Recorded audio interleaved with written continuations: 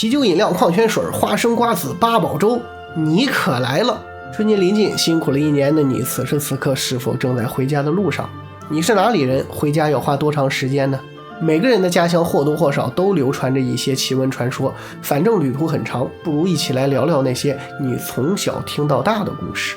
上期家乡奇谈我们打卡了广东佛山，感谢网友蔷薇的投稿。这一期咱们要从祖国的南端直接干到冰天雪地的大东北。如果刚好遇到东北老铁，欢迎在弹幕和评论区联谊，记得点赞分享。那么老铁们集结，前方到站辽宁沈阳。清朝入关之前啊，沈阳曾经做过一段时间的都城，历史上被称为盛京，满语中代表着兴盛之地的意思啊。直到今天，当地还保留着沈阳故宫。咱们要说的这个故事离沈阳故宫不远，宫苑往西，顺城西路和市府大路交叉口那儿有一座太清宫。这个太清宫是康熙年间建起来的，当地很多人都知道，但是不一定有多少人知道，在这个太清宫的后墙的位置曾经有过一座蜀仙堂。关外之地，狐黄白柳灰五家仙的传说很多，民间也有不少狐仙庙呀、黄仙庙，但是给灰仙也就是老鼠修庙相对来说少一些。能在这种地方修庙，背后有什么离奇的故事呢？话说明末清初，努尔哈赤登基坐殿的时候，那会儿兵荒马乱，加上连年荒旱，好多老百姓是活不下去了，就背井离乡往外逃荒。有一对夫妻从山东老家一路往北，刚走到锦州，媳妇儿生了个小子。因为上边有个哥哥没活下来，所以这孩子就取名叫小二。逃荒路上那能有啥条件呀？当时正值深秋，半路下了场雨，男人怕孩子淋着，把上衣脱下来给老婆孩子罩上了，结果他自己遭了风寒，一病不起，盘缠花光了，人也没救回来，孤儿寡母就这么要了饭了。可眼瞅一天比一天冷，有好心人给口饭吃，那也不管用啊。就有人劝他了，趁大雪还没下来，赶紧再往前走走，最好走到盛京繁华之地，或许还能熬过这个冬天。死的顾不了了，得顾活的呀。小二娘把丈夫就地草草埋葬，在坟前拜了拜，咬牙抱起孩子就赶奔盛京而去。一路上怎么艰险那就不细说了，母子俩终于是到了盛京。果然街巷整齐，车水马龙，买卖店铺也多，算是个热闹地方。城里不用想了，在大西边门外找了处废弃的小破房，算是落了脚。打这以后，小二娘背着孩子沿街乞讨。这小二也是懂事孝顺，7、8岁开始就有样学样，也跟着出去要饭，吃不饱，但好歹也饿不死。当时大西边门里边有座3圣元粮店，4合套院子，石头狮子把门，高房大屋，飞檐走拱，清一色的青砖小瓦，是当时盛京城里数得着的大买卖。从早到晚，他门口就不断人，连什么卖羊汤、煎饼、豆腐脑、糖球、冻梨、粘豆包的小商贩也都爱往那凑合。小二怕被地痞无赖欺负，不敢从他的正门走，回回都是绕粮店的后门，走小路过去。这粮店后大门是进出粮车的，门口有2块半人来高、4棱4角磨的溜光的大石头，这可能是下马石之类的东西啊。小二呢，毕竟是小孩，玩心大，趁没人的时候老爬上去玩，时间一长还上瘾了。要是哪一天没去爬一爬，总觉得少点啥。有一回他要饭回来，走到这儿天已经擦黑了，正紧跑几步想上石头玩玩呢，一抬头得玩不成了，有人先上去了。石头上坐着个老头，看上去7、80都是少说的，头发胡子全白了，一身灰缎子大袍，正4平8稳坐那闭目养神呢。小二心的话，穿这么好的衣服，那肯定是3圣元的老板没跑啊。嘿，真行啊，这么晚了还不回家，估计是怕有人偷粮食，亲自跟着站岗呢。低头赶紧走吧，这天他就没玩成。夜里头他那个抓心挠肝呀，总惦记着这事儿。第二天天刚蒙蒙亮，他就拎着那要饭的破瓦罐出去了，想着趁早起没人啊，把昨天欠的先补上，然后再上街要饭。可等跑到三圣园后门，这老头还跟他坐着呢，和昨天状态一样。小二心里那个气呀，这么大年纪了，他不怕被冻着吗？接下来也奇了怪了，连着1个月回回经过后门，那老头都在大石头上坐着，愣是一天他都没玩成。1个月后，有天晚上，小二转悠到天黑，才饿着肚子往回走。路过大石头一瞅，嘿，今天老头可没在，憋坏了呀，噔噔噔紧跑几步，赶紧爬上去，也学着老头那样盘腿打坐，闭目养神。正乐呵呢，忽然听见有狗叫，睁眼一看，几条野狗在胡同口撕巴什么东西。赶过去，去，撵开野狗一瞧，是天天坐石头上那老头。这会儿酒气熏天，是不省人事，灰袍子也撕破了，脸也磕出血了，连菜带饭吐了一地，好些东西啊都还没消化呢。小二瞅着咽了咽唾沫，今天可还没要到饭呢，要不……还好他忍住了，心的话，这老板出去喝酒也不带个伙计，这么晚了往他家门报信，我一要饭的人家也不搭理我呀。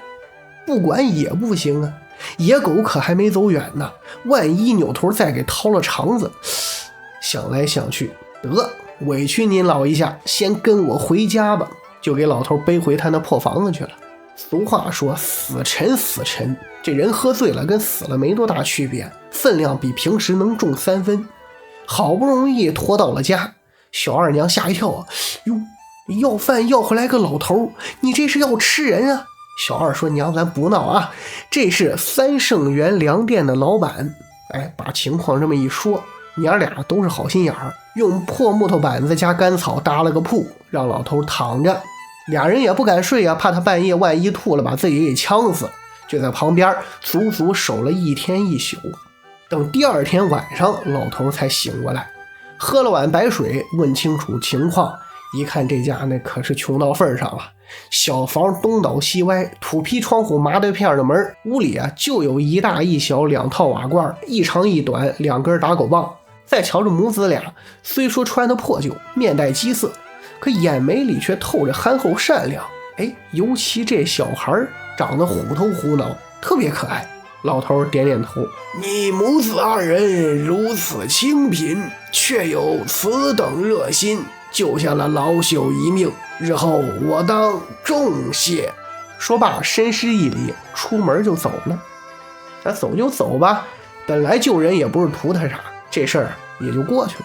一晃7、8年，小二长大了，能打短工糊口，老娘也就不用出去要饭了。虽然穷，但好歹是家人家。有天夜里，娘俩早早的吹灯睡下了，刚刚鼓打2更，朦朦胧胧的就觉得哗楞哗楞哗楞，有马车由远而近，到门口停下了，接着啪啪啪有人拍门，声不大，但听得很清楚，这意思那不是粗鲁人。小二披上衣服开门一看，哟，居然是几年前救过的粮店老板那老头。看老头笑眯眯的，不知道啥事儿，先让进来吧。老头一摆手，就不进屋了，今晚我是来请2位恩人过府一叙的，不知肯赏脸否？我说深更半夜的合适吗？我来相请必有要事。话说到这份上，不能不懂礼数啊。娘俩又赶紧披上衣服跟着往外走。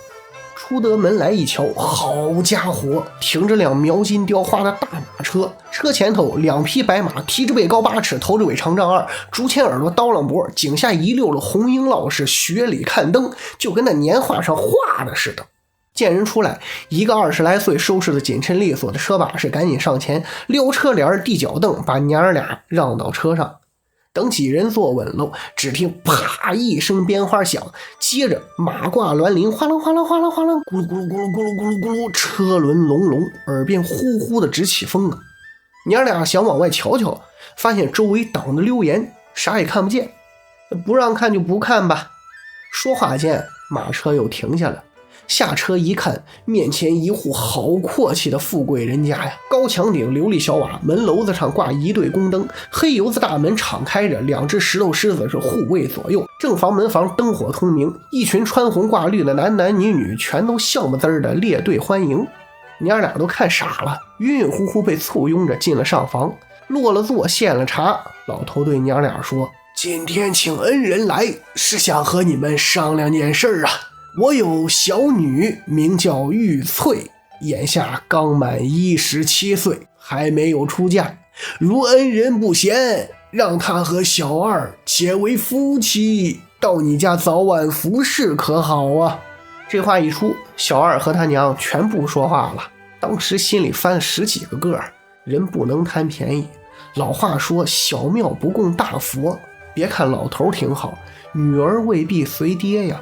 他要是自个儿不愿意，憋憋屈屈嫁过来，以后早晚是事儿。退一步说，接亲都讲究个门当户对，咱自个儿穷死一窝也就算了，可别拖累人家呀。想到这儿，娘俩刚想推辞，老头就跟能听见他们心里怎么想似的，哈哈一笑：“哎，恩人当初救我，没有贪图报答，那叫诚心诚意。今天轮到我嫁女儿，难道说只许你有诚心，不兴我有实意吗？”这话说的让人无法反驳啊！老头叫玉翠小姐出来相见，小二一看，哦，好家伙，天上仙女儿也不过这样了，当时的心就荡漾了。玉翠也不扭捏呀，款动帘布来在小二娘面前是飘飘下拜，娇滴滴的叫了声娘。那行了，你情我愿，这事儿就算定了。老头一抬手，当时院中厅前鼓乐齐鸣，丫鬟奴仆鱼贯而入，跟变魔术似的，转眼就摆出了一桌上等的酒席。那菜呀，娘俩别说见过，听都没听说过。吃吧。吃着聊着，不知不觉就到了鸡叫头遍。老头安排来时的那辆马车，把娘俩又给送回去，说啥也不用准备，等良辰吉日，自会送玉翠小姐上门。告别老头，忽忽悠悠回到家，天刚好蒙蒙亮，娘俩就跟做了一场梦一样。可肚子里的饭菜它不会骗人呀，打个饱嗝，嘿，是真的。那等着吧。转眼到了春节，家家户户张灯结彩啊，小二家却是冷冷清清。转过初一是初五，又过了几天，正月初10夜里，娘俩早早睡下了，不知道是几更天，忽然听到门外人喧马叫，隐隐约约还有鼓乐鞭炮声，但是这个动静很小，要不是夜深人静还真听不见。接着啪啪啪就有人敲门，出去一看，一大帮人簇拥着一乘小轿落在门前，原来是老头说话算话，真送女儿来完婚了。娘俩光高兴了，也顾不上细想怎么会有人大半夜结婚，急忙接进屋。当晚小两口就关门吹灯，洞房花烛了。新媳妇过门之后，还挺好，一点大小姐的架子都没有，夫妻恩爱，孝顺婆婆，吃的穿的从来没抱怨过，每天忙里忙外，那是特别勤快。又过了小半年，有天晚上，玉翠对小二说：“你给人打工挣的他都是窝囊费，吃力不讨好。我和娘说了，咱不如开个小买卖吧。”小二直摆手：“哪有本钱啊？”玉翠一回身，拿出个小匣子，说：“嫁过来带的有钱，足够当启动资金了。”那有钱就好办了。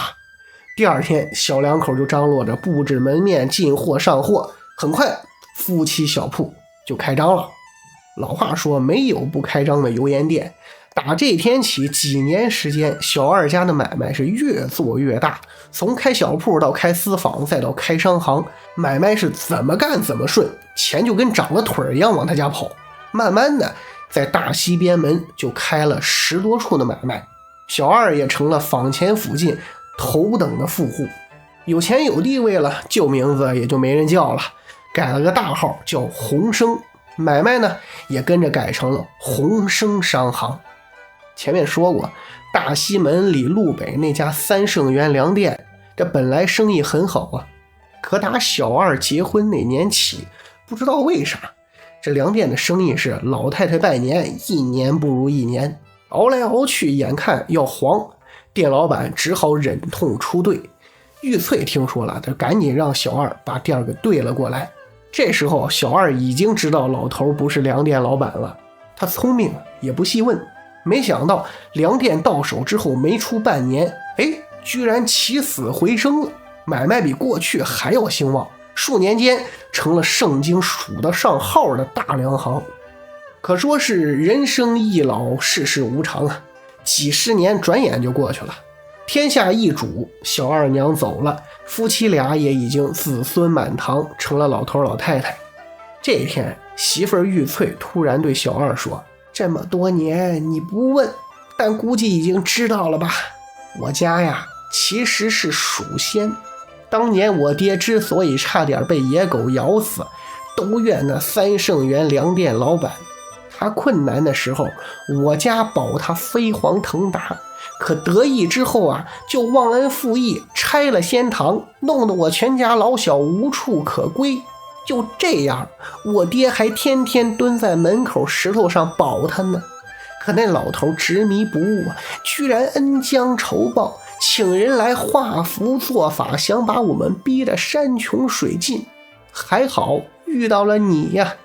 常言说，千里搭凉棚，没有不散的宴席。你我夫妻再好，也不能与天地同寿。恐怕咱们走了之后，后代儿孙会忘了两家的交情。我想修建一座蜀仙堂，让他们记住，做人仁义，才能富贵兴旺啊。小二听了，直点头，赶紧命人买来上等材料，雇能工巧匠，在后来太清宫后墙外的那个位置修建了一座蜀仙堂。蜀仙堂建成之后，夫妻俩还带着孩子去焚香叩拜了好几回。又是一年春节，刚刚过完年，又是一个正月初10，玉翠突然说她要回娘家探亲。当晚，几十年前那辆马车又出现在了门口，把她接了回去。玉翠走后不久，小二就把全家人召集起来，交代他们要好好做人，修缮仙堂，按时祭祀。说完，眼睛一闭，是无疾而终了。这个故事跟民间老鼠嫁女的传说有没有关系呢？不得而知，因为传说中老鼠嫁女的日子很多地方都不一样。但是据说那之后很多年，每到正月初10深夜，如果赶上下雪，盛京城里晚归的人偶尔就会在漫天飞雪中看见红生商行的老夫妻俩坐着辆红缨白马拉的漂亮马车，奔着蜀仙堂的方向是飘然而去。好了，这就是辽宁沈阳蜀仙堂的传说，欢迎大家多多私信投稿自己老家的奇闻传说，咱们新年再见。